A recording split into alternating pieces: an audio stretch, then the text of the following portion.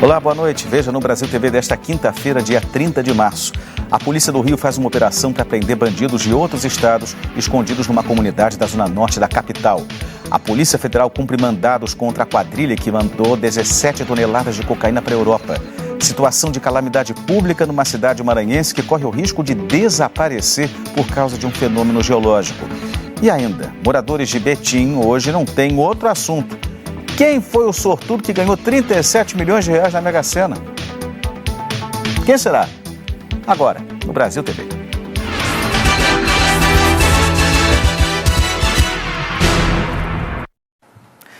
A Polícia Militar do Rio fez uma operação para prender bandidos de outros estados que estariam escondidos na comunidade da Vila Cruzeiro, na zona norte da cidade do Rio de Janeiro. Na ação, um homem morreu e pelo menos 2 ficaram feridos. O início do dia foi desse jeito para os moradores da Vila Cruzeiro, no Complexo da Penha. Vídeos feitos por quem ficou no meio do fogo cruzado dão uma ideia do desespero. Medo que se repetia em vários endereços. Policiais do BOPE chegaram cedo na comunidade da Zona Norte. Este blindado circulava em um dos pontos considerados mais críticos da região.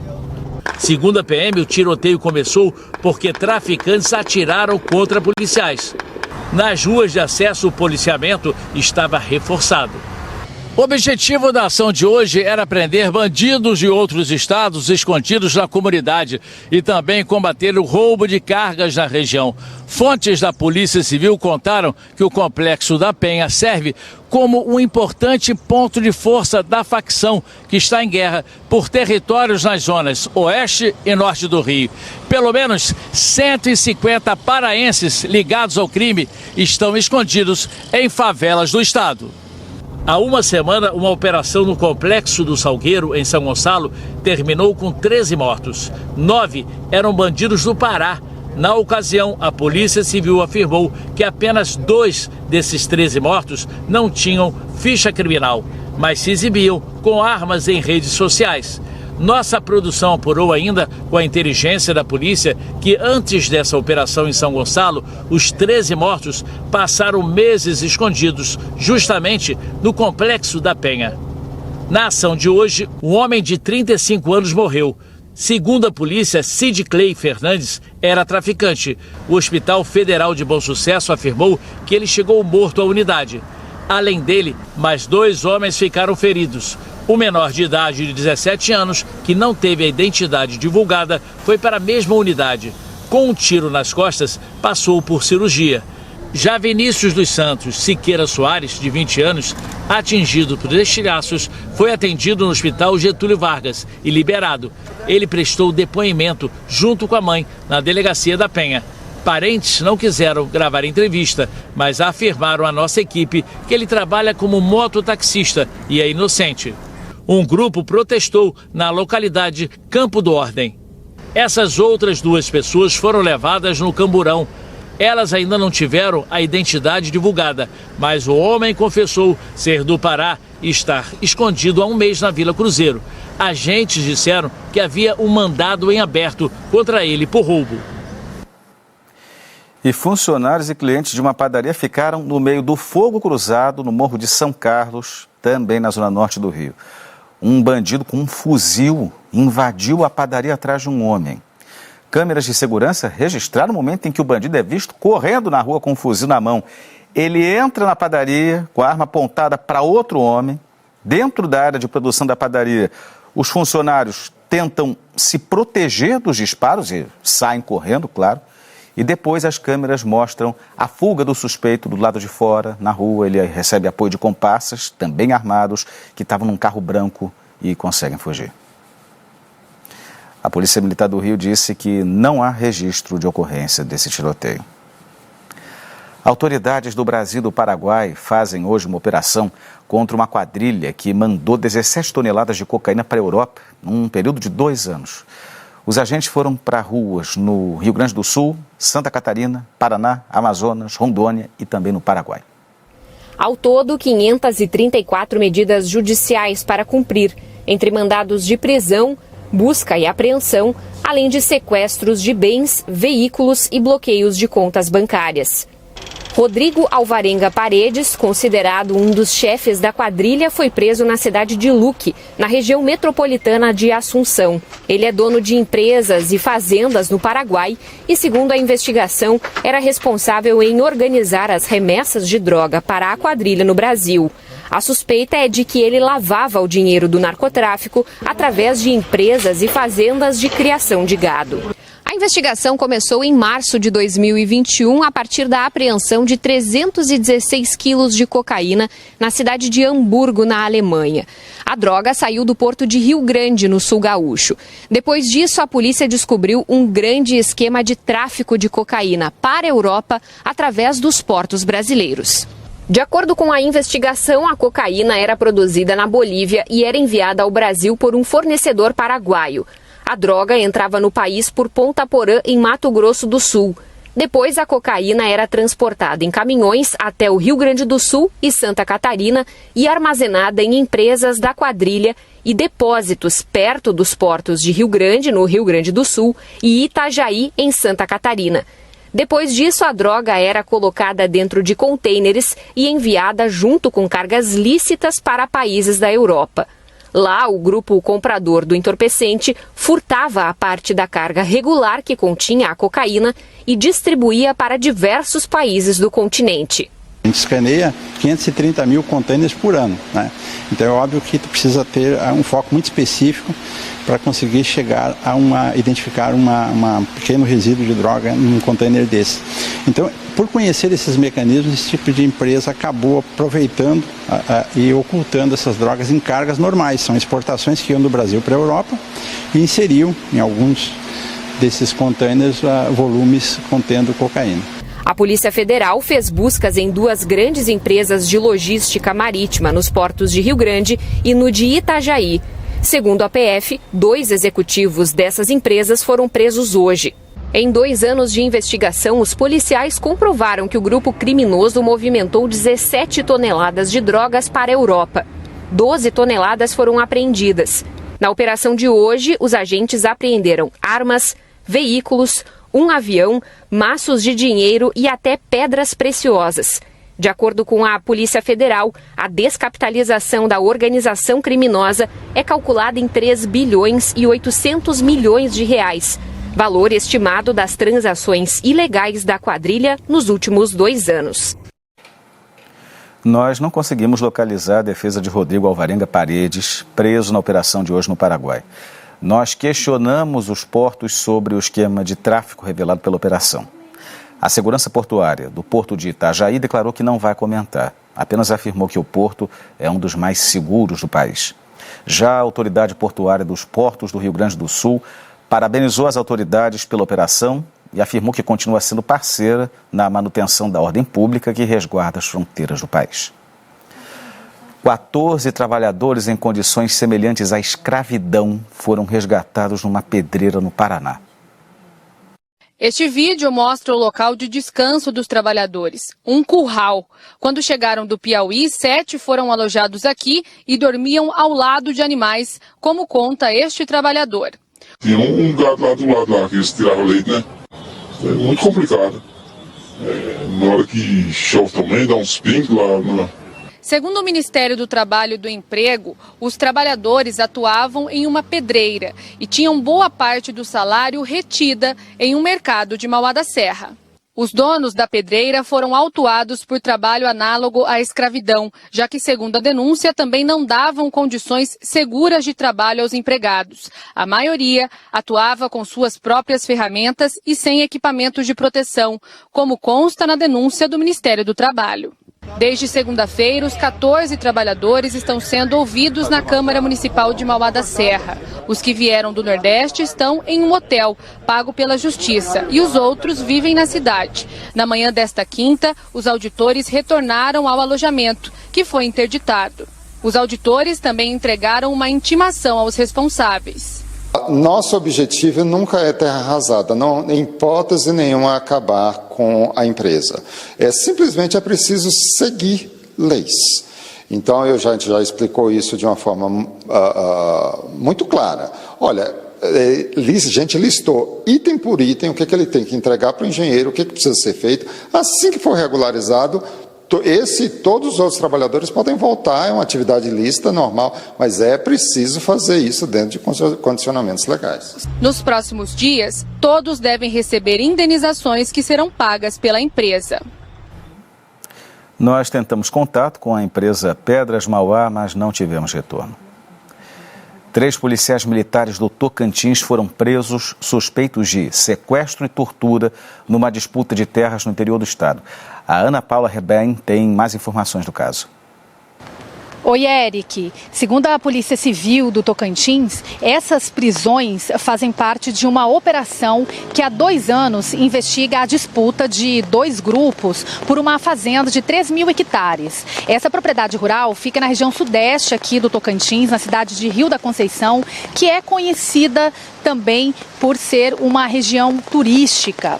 Ainda de acordo com a Polícia Civil, os investigados são responsáveis por cometer crimes como tortura e sequestro e falsificação de documentos em função desse conflito agrário.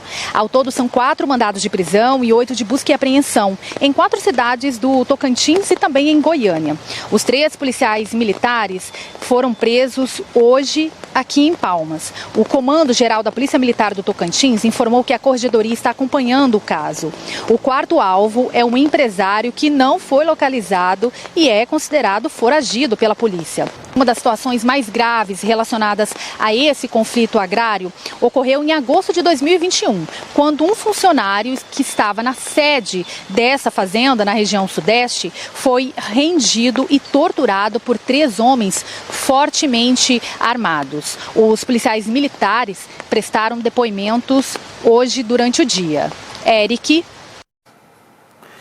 A Polícia Civil do Distrito Federal tenta esclarecer a morte misteriosa do garoto Samuel Vitor Ramos, que, segundo a família, foi atingido por uma bala perdida dentro de casa. No pequeno caixão branco, um último adeus. Familiares, amigos e vizinhos se despediram do garoto que viveu apenas 6 anos. Nas redes sociais também teve homenagens ao pequeno Samuel, descrito pelos vizinhos como uma criança sorridente e gentil. Ele era um menino muito bonzinho, então ele brincava com meu neto, brincava com os outros meninos que moram no mesmo prédio também. Tristeza, que o bichinho, meu neto chorou tanto, que quando soube que ele tinha morrido. Era muito tranquilo, eu via ele com a avó, com o pai, com os tios, ele passava aqui na rua, já entrou, né, aqui também, todo mundo abalado. A gente fica meio que sem saber, né, o que fazer. Foi algo assim inesperado. Como Samuel morreu ainda é um mistério que a Polícia Civil tenta desvendar. Ele estava em casa por volta de 9 horas da noite de segunda, quando houve uma sucessão de acontecimentos ainda não esclarecidos. Segundo a polícia, um laudo preliminar do Instituto Médico Legal aponta que a criança foi atingida por um tiro. Familiares dizem que Samuel foi vítima de bala perdida. A família mora nessa quadra no Itapuã, um prédio de 2 pavimentos. Segundo os depoimentos, o Samuel brincava sozinho no quarto quando foi atingido. Ele morava com o pai, a madrasta, a avó, o companheiro da avó e com o tio. No andar de baixo mora a tia do Samuel. Ainda de acordo com os depoimentos, a madrasta e a avó não estavam em casa na hora que ele foi atingido. Desde a morte do garoto, a família está reclusa. Eles disseram em depoimento que a família é paraense e que a mãe do Samuel morreu em 2018, vítima de um acidente de trânsito no Pará, quando o garoto ainda era um bebê. O que você vai ver agora são as versões do pai e da tia de Samuel, do PM e do bombeiro que participaram da ocorrência. A TV Globo teve acesso aos depoimentos. O pai de Samuel afirmou que estava jogando videogame na sala sozinho e que Samuel brincava sozinho no quarto com o celular do pai e a janela aberta. O pai disse que escutou um barulho e que de imediato o filho começou a gritar, que correu para o quarto e viu o filho se debatendo. Disse que pegou a criança nos braços, colocou na cama e viu um furo no canto do abdômen, com um pouco de sangue, quando começou a gritar por socorro. Segundo o depoimento, a tia de Samuel, que mora no andar de baixo, desceu com o garoto e pegou uma carona com o vizinho para buscar atendimento. O pai de Samuel afirmou que no apartamento não há nenhuma arma de fogo e que nunca pegou numa arma. A tia de Samuel afirmou que não sabia o que tinha ocorrido e que colocou o sobrinho nos braços quando viu desfalecido na cama, com dificuldade de respirar, e que foi pedir ajuda, acreditando que Samuel estava engasgado. Ela pediu socorro num quartel dos bombeiros que fica ali perto e afirmou que só percebeu o ferimento da criança quando foi informada por um militar dos bombeiros. O PM, que participou da ocorrência, afirmou que chegou a revistar o quarto, mas não encontrou nenhum objeto compatível com o ferimento da criança e que não encontrou arma de fogo no local. Ele disse que os bombeiros informaram que a criança estava molhada, aparentando ter tomado banho antes do socorro, que o pai alegou que seria urina, mas que os bombeiros não sentiram cheiro e que o banheiro estava molhado, compatível com banho, e a cama também estava molhada. O pai de Samuel disse que ele já tinha tomado banho quando foi atingido e que não deu banho na criança, que só deu tempo de prestar socorro ao filho. Por fim, o bombeiro que atendeu Samuel disse que não havia sinal de engasgo na criança, que o ferimento na barriga tinha mínimo sangramento e que se o orifício foi causado por disparo de arma de fogo, seria de pequeno calibre, possivelmente uma de calibre .22.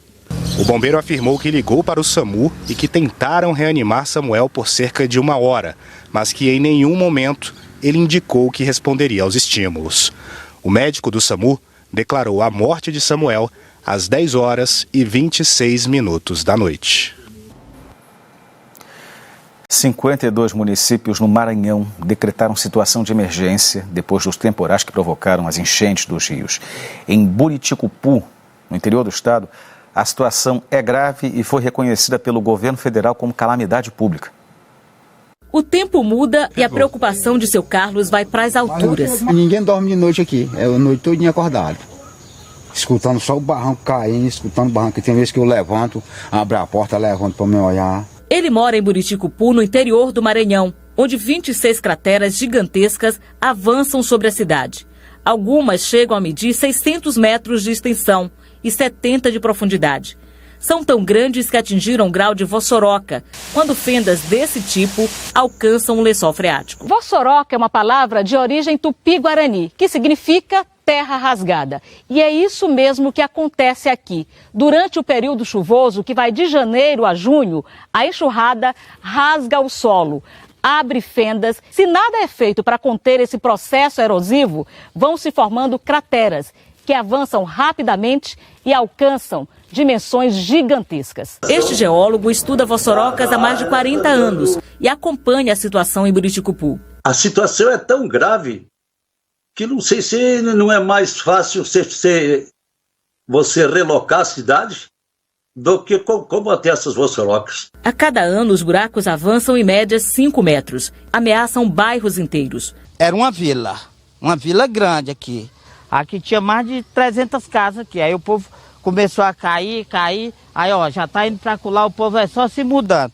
Mais de 50 casas já foram engolidas pelas vossorocas em Buriticupu. A combinação de chuva e vossoroca já matou 5 pessoas. O filho de Dona Maria foi a última vítima. Ele foi arrastado pela enxurrada e lançado nesta cratera. Ele pediu socorro, mas não tinha ninguém para socorrer. As chuvas dos últimos dias agravaram o problema. O município decretou situação de calamidade pública, reconhecida nesta terça-feira pelo governo federal.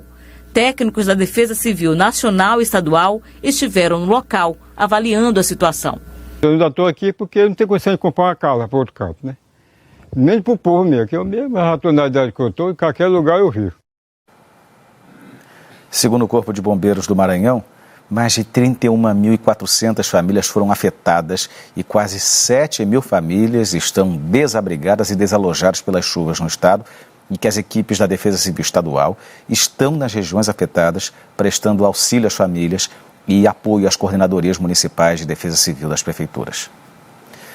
Professores das escolas públicas municipais do Recife entraram em greve hoje por tempo indeterminado. A Camila Torres tem as informações. Olá, pessoal. Neste primeiro dia da greve dos professores da Rede Municipal de Ensino do Recife, já foi possível perceber as consequências nas escolas. Vimos alunos que nem entraram e tiveram que voltar para casa e outros que tiveram só parte das aulas. Atividade normal apenas para os alunos que estudam com professores contratados por tempo determinado, já que a greve é dos professores concursados da Prefeitura. A categoria pede que o reajuste de 14,95% para o pagamento do piso salarial e que foi dado a 1.300 professores em início de carreira seja estendido aos 8.000 professores que já têm mais tempo de profissão na Prefeitura. A categoria pede ainda que a Prefeitura cumpra o plano de cargos e carreiras. A Prefeitura disse que paga o piso nacional dos professores de forma proporcional à carga horária trabalhada por cada profissional e que fez a proposta de reajuste de 7,5% no geral para os professores e pagamento de abono de 7,45%, mas que essa proposta não foi aceita. Camila Torres, do Recife, para o Brasil TV. A seguir, a suspensão de comercialização de alguns produtos de uma empresa pela Anvisa. A fábrica fica no interior de São Paulo.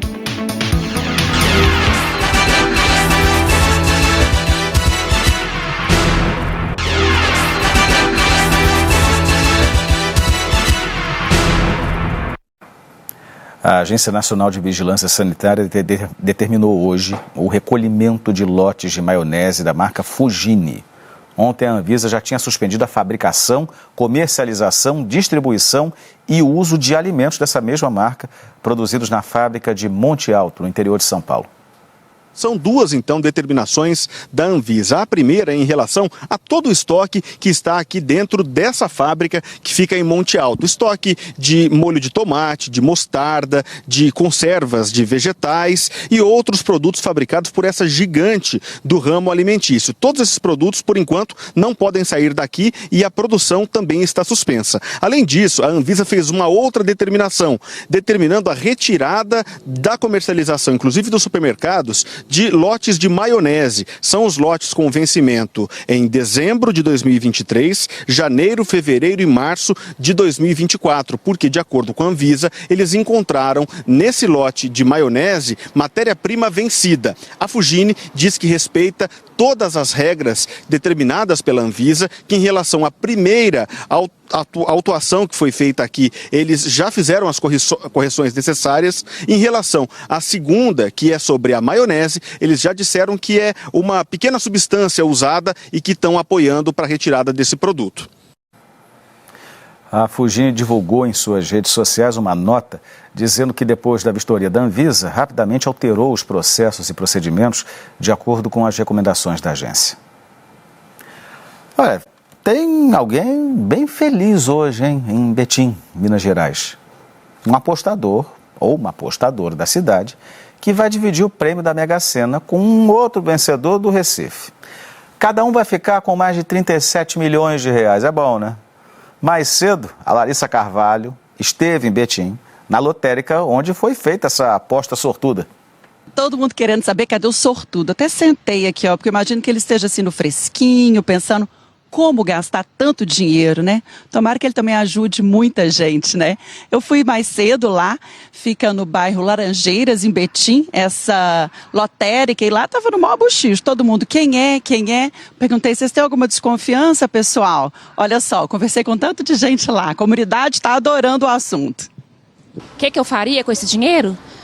Ai, não tem nem noção do que eu faria, mas com certeza seria muito bem empregado. Para hoje, de cara? Ia pra roça criar galinhas. Será que é quem dessa vizinhança, hein? Ó, nós temos uma suspeita aí, mas não podemos falar. O senhor conhece? Conheço, um suspeito. E por que ele virou suspeito? Deu uma sumidinha de ontem pra hoje? Porque ele não veio trabalhar hoje? Ele tem comércio aqui perto e não veio trabalhar? O sortudo, ele deve ter comprado a meia da sorte aqui e ganhado ali, ó. O pé de meia. Bom é o camelô que fica lá na porta, né? Cheio de marketing. Comprou a meia da sorte comigo, entrou e fez o pé de meia. Olha, gente, nossa equipe fez umas continhas. Dá para comprar 100 apartamentos, daqueles chiques de quase 400 mil reais. Pensa em botar tudo para alugar, é só ficar gerenciando. Dá para fazer uma frota também de carro popular, Se bem que carro popular no Brasil de pop não tem nada, né, gente? Custa cada um 70 mil, dá para comprar uns 500. Montar uma frota é possível. E teve mais gente aqui de Minas que jogou bem ontem. 44 mineiros acertaram números de uma maneira geral. Vários deles vão dividir o valor da quina. Vocês querem saber quais números foram? Olha, esse jogador, esse apostador que levou essa bolada aí de 37 milhões, que está dividindo com o pessoal de Pernambuco, ele só fez um joguinho, parece. Foi lá e acertou a boa das dezenas de um jeito simples. Olha os números que ele marcou: 37, 39, 47, 50, 59 e 60. Agora é só procurar uma agência da Caixa, disfarçadamente, né? Apresentar os documentos, provar que o bilhete é dele e ficar de boa. Se você que ganhou estiver assistindo ao Brasil TV, parabéns. Eu não preciso nem desejar boa sorte, porque boa sorte você já teve. O Brasil TV fica por aqui. Outras notícias logo mais no Jornal Nacional às 8h30, hora de Brasília. Ótima noite e até amanhã.